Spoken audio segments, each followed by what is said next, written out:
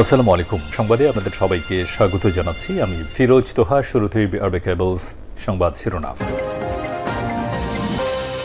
বাংলাদেশের গুরুত্বপূর্ণ আপডেট সংবাদে আপনাকে স্বাগত। শুরুতে সংবাদ শিরোনাম, পরে বিস্তারিত। শুরুতেই জানিয়ে দিব, এক দফার জাতীয় ঐক্যের ডাক দিল বিএনপির মহাসচিব মির্জা ফখরুল ইসলাম আলমগীর। সরকার পতনের এক দফা দাবিতে বিরোধী রাজনৈতিক দল সংগঠন নিয়ে জাতীয় ঐক্য গঠনের আহ্বান জানিয়েছেন বিএনপির মহাসচিব মির্জা ফখরুল ইসলাম আলমগীর। আজ রাতে দলের প্যাডে নিজের স্বাক্ষরে বিএনপির মহাসচিবের এই বিবৃতি গণমাধ্যমে পাঠানো হয়েছে।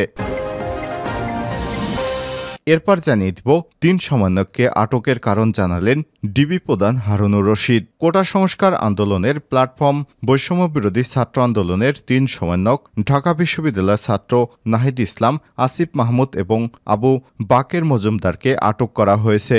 শুক্রবার ২৬শে জুলাই বিকেলে রাজধানীর গণস্বাস্থ্য কেন্দ্রে চিকিৎসাধীন অবস্থায় ওই ৩ জন সমন্বয়ককে আটক করা হয়। এরপর জানিয়ে দিব, সরকার দিশেহারা হয়ে বিরোধীদের উপর দোষ চাপাচ্ছে, অভিযোগ করল বাংলাদেশ জামাতে ইসলাম। জানিয়ে দিব, কোটা বিরোধী আন্দোলন, কুড়িগ্রামে ৩ লাশ দাফন।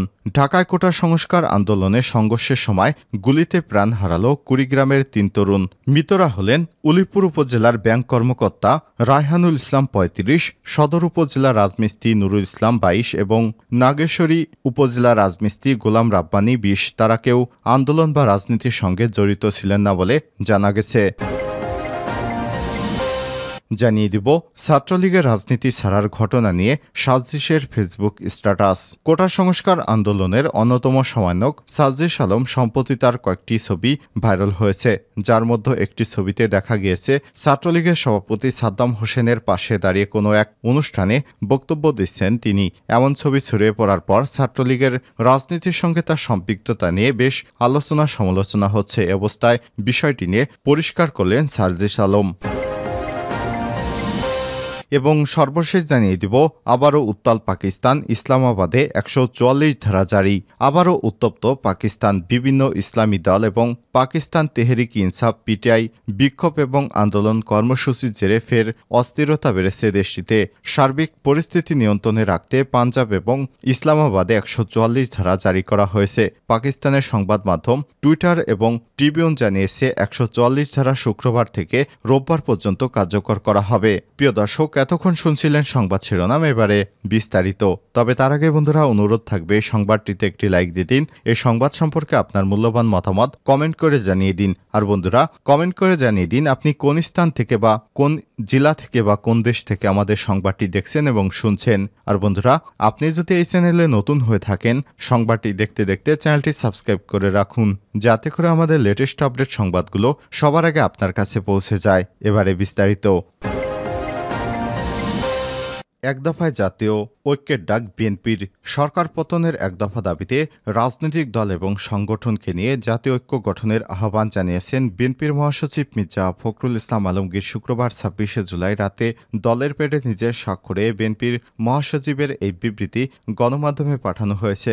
মির্জা ফখরুল ইসলাম আলমগীর বলেন, জাতির এই ক্লান্তি লগ্নে জাতীয় বৃহত্তম স্বার্থে লুণ্ঠিত গণতন্ত্র এবং ভোটাধিকার পুনরুদ্ধার, অধিকারহীন জনগণের জাতির মুক্তির লক্ষ্যে আমরা ন্যূনতম এক দফার ভিত্তিতে এই দাবিতে দেশের সকল গণতান্ত্রিক রাজনৈতিক দল, সামাজিক এবং সাংস্কৃতিক সংগঠন, ব্যক্তি এবং শক্তিকে ঐক্যবদ্ধ হয়ে একটি জাতীয় ঐক্য গঠনের আহ্বান জানাচ্ছি। আমরা বিএনপির নেতৃত্বে যুগপৎ আন্দোলনের শরিক দল এবং জোট, বাম ডান সকল রাজনৈতিক দল, বাংলাদেশ জামাত ইসলাম সহ অন্যান্য ধর্মীয় ভিত্তিক এবং সকল ইসলামী রাজনৈতিক দল এবং রাজনৈতিক সংগঠনের প্রতি জাতীয় ঐক্যের আহ্বান জানাচ্ছি। জাতীয় ঐক্যের এই ঐতিহাসিক ঘোষণা এবং দলিল দেশ এবং জাতির মুক্তির ত্বরান্বিত করবে ইনশাল্লাহ। বিবৃতিতে বিএনপির মহাসচিব বলেন, এ সময় যোগাযোগ এবং প্রতিবন্ধকতার কারণে বিবৃতির মাধ্যমে সম্মতি প্রদান করা যেতে পারে। শীঘ্রই সম্মতিপ্রাপ্ত সকলের স্বাক্ষরে যৌথ বিবৃতি প্রদান করা হবে। ২০২৩ সালের জুলাই থেকে বিএনপি গণতন্ত্র মঞ্চ, ১২ দলীয় জোট, জাতীয়তাবাদী সমমনা জোট, গণতান্ত্রিক বাম ঐক্য, গণঅধিকার পরিষদ, liberal Democrat party LDP, Gano Forum people's party, labour party NDA, ছাত্র অধিকার সংরক্ষণ পরিষদ প্রভৃতি সংগঠনের সরকার পতনের এক দফা দাবিতে যুগপৎ আন্দোলন শুরু করে। ওই সময় জামাত ইসলাম আলাদাভাবে সরকার পতনের আন্দোলনে থাকে। তিন সমন্বয়ককে আটকের কারণ জানালেন ডিবি প্রধান। কোটা সংস্কার আন্দোলনের প্ল্যাটফর্ম বৈষম্যবিরোধী ছাত্র আন্দোলনে তিন সমন্বয়ক ঢাকা বিশ্ববিদ্যালয়ের ছাত্র নাহিদ ইসলাম, আসিফ মাহমুদ এবং আবু বাকের মজুমদারকে আটক করা হয়েছে। শুক্রবার ২৬শে জুলাই বিকেলে রাজধানীর গণস্বাস্থ্য কেন্দ্রে চিকিৎসাধীন অবস্থায় ওই তিনজনকে আটক করা হয়েছে। এ বিষয়ে রাত ১১টার দিকে ঢাকা মহানগর পুলিশ ডিএমপির অতিরিক্ত কমিশনার এবং ডিবি প্রধান মোহাম্মদ হারুনুর রশিদ বলেছেন, নিরাপত্তার স্বার্থে তাদেরকে ডিবি কার্যালয়ে আনা হয়েছে। এর আগে নাহিদ ইসলাম, আসিফ মাহমুদ এবং আবু বাকের মজুমদারকে জিজ্ঞাসাবাদের জন্য আইন শৃঙ্খলা রক্ষাকারী বাহিনী নিয়ে গেছে বলে অভিযোগ করেছেন অন্য দুই সমন্বয়ক হাসনাত আবদুল্লাহ এবং আব্দুল হান্নান মাসুদ। শুক্রবার ২৬শে জুলাই বিকেলে রাজধানীর গণস্বাস্থ্য কেন্দ্রে চিকিৎসাধীন অবস্থায় ওই তিন জনকে তুলে নেওয়া হয় বলে অভিযোগ করেছেন তারা। সমন্বয়ক হাসনাত আবদুল্লাহ কালবেলাকে বলেছেন, বিকাল ৪টার দিকে আইন শৃঙ্খলা বাহিনীর পরিচয়ে তিনজনকে রাজধানীর গণস্বাস্থ্য নগর হাসপাতাল থেকে নিয়ে যাওয়া হয়েছে। এর আগে বিকেলে আসিফ মাহমুদ একটি ভিডিও বার্তায় বলেন, এতে তিনি বলেন, গণস্বাস্থ্য হাসপাতালে ভর্তি অবস্থায় আমাকে নাহিদার বাকেরকে গৃহবন্দী করেছে। আইনশৃঙ্খলা বাহিনীর পরিচয় দেওয়া ব্যক্তিরা ওয়ার্ডের সামনে হাসপাতালে অবস্থান নিয়েছেন। তারা আমাদের সব ধরনের কমিউনিকেশন সিস্টেম বন্ধ করে রাখা হয়েছে। চিকিৎসা নিতে এসে বিড়ম্বনার শিকার হতে হচ্ছে।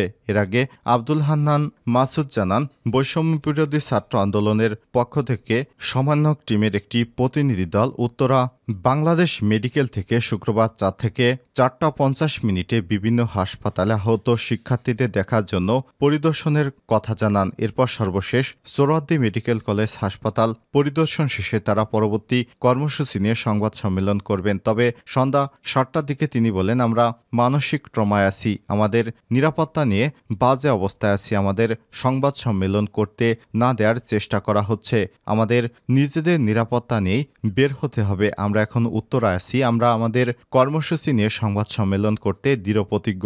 উল্লেখ্য, ২ দিন আগে ২ দফায় ৪৮ ঘণ্টার আলটিমেটাম বেঁধে দিয়েছিলেন আন্দোলনকারীরা। শুক্রবার আলটিমেটাম শেষ হয়েছে। এদিন শহীদ সোহরাওয়ার্দী মেডিকেল কলেজ হাসপাতালের সামনে সংবাদ সম্মেলনে তাদের নতুন কর্মসূচি ঘোষণার কথা ছিল। সরকার দিশেহারা হয়ে বিরোধীদের উপর দোষ চাপাচ্ছে জামাত। বর্তমান সরকার দিশেহারা হয়ে জনরোষ থেকে বাঁচতে বিরোধী রাজনীতিদের উপর দোষ চাপানোর চেষ্টা চালাচ্ছে বলে অভিযোগ করেছে বাংলাদেশ জামাত ইসলাম। শুক্রবার বিকেলে গণমাধ্যমে পাঠানো এক বিবৃতিতে এসব অভিযোগ করেন দলটির ভারপ্রাপ্ত সেক্রেটারি জেনারেল মাওলানা এটিএম মাসুম। কোটা সংস্কার আন্দোলন প্রসঙ্গে বিবৃতিতে তিনি বলেন, সরকারের মন্ত্রীগণ আন্দোলনকারী ছাত্রদের মোকাবেলার জন্য ছাত্রলীগও যথেষ্ট বলে ঘোষণার পর থেকেই সারা দেশে শান্তিপূর্ণ আন্দোলনকারীদের উপর হামলা শুরু হয়। সরকার পরিকল্পিতভাবে গণহত্যা চালানোর কারণে জনগণ তাদের বিরুদ্ধে অবস্থান নেয়। জনগণ ক্ষোভ দমনের জন্য সেনা মোতায়েন এবং কারফিউ জারি করা হয়েছে। সরকারের বিরুদ্ধে শিল্পী, অভিনেতা, অভিনেত্রী, নির্মাতা, প্রযোজক, বুদ্ধিজীবী সহ সর্বস্তরের জনগণ অবস্থান নেয়। সরকার দিশেহারা হয়ে গেছে। জনরোষ থেকে বাঁচার জন্য বাংলাদেশ জামাত ইসলাম, বিএনপি এবং ইসলামী ছাত্র শিবির ও বিরোধী রাজনীতিদের উপর দোষ চাপানোর চেষ্টা চালাচ্ছে। তারা বিভিন্ন গুরুত্বপূর্ণ ব্যক্তিদেরকে ধরে নিয়ে গেছে বলে অভিযোগ করেছেন তিনি। কোটা বিরোধী আন্দোলন, কুড়িগ্রামে ৩ লাশ দাফন।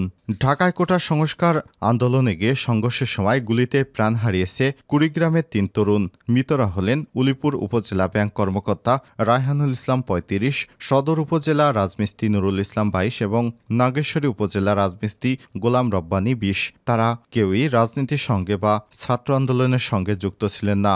দুই চোখে অন্ধকার দেখছেন ব্যাংক কর্মকর্তা রায়হানের স্ত্রী ঋতু।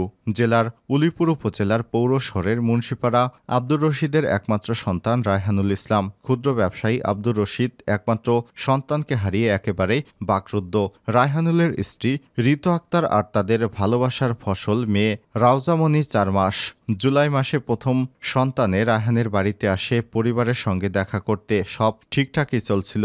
ঢাকার বাড্ডা এলাকায় বাসা ভাড়া করে তারা বসবাস করছিলেন। সেখানে উঠতেন এবং স্বপ্ন বুনে যান স্ত্রী ঋতু আক্তার মনে মনে। এ দেখা শেষ দেখা হবে এমন ভাবনা দুঃস্বপ্নেও দেখেননি তিনি। পরিবারে কেউ এটি কল্পনা করতে পারেননি।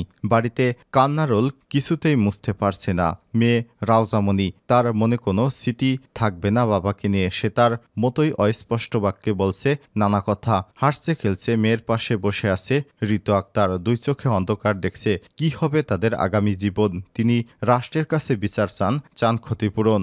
বাবা আব্দুর রশিদ জানান, রায়হানুল ছোটবেলা থেকেই মেধাবী ছাত্র ছিলেন। তিনি বিশ্ববিদ্যালয় পড়াশোনা শেষ করে চাকরি হয় একটি বেসরকারি ব্যাংকে, সেখানে সহকারী ম্যানেজার হিসেবে কাজ করতেন। তিনি প্রত্যক্ষদর্শীদের বরাত দিয়ে বলেন, গত শুক্রবার 19 জুলাই বাড্ডা এলাকায় জুমার নামাজ শেষে রাস্তায় নামলে কোটাবিরোধী আন্দোলনকারী আর পুলিশের সংঘর্ষের মাঝে পড়েন তিনি। এরই মধ্যে একসময় একটি গুলি তার ডান চোখের কাছে লেগে পেছন দিয়ে বের হয়ে যায়, ফলে ঘটনাস্থলে তার মৃত্যু হয়।